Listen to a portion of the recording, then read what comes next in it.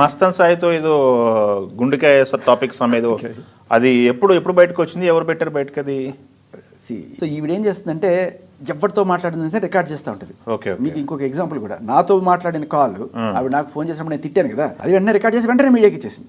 So basically ఈవిడ modus of ఆపరండి అది. తనతో ఫోన్ చేసిన లేకపోతే తన చుట్టుపక్కల వాళ్ళు అన్ని రికార్డ్ చేసి పెట్టుకొని సమయం వచ్చినప్పుడు అస్త్రాలు తీసి వదులుతూ ఉంటుంది.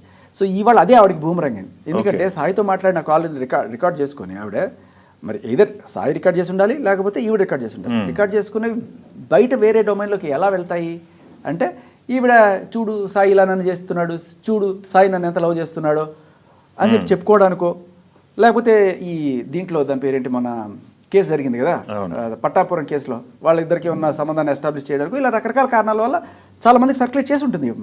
ఓకే, ఏ రోజు ఇలాంటి రోజు వస్తుంది నేను సాయి విషయం దాచిపెట్టేయాల్సి వస్తుంది, రాజ్ తరుణ్ కోసం ఫైట్ చేయాల్సి వస్తుంది అని ఆవిడ అనుకోను.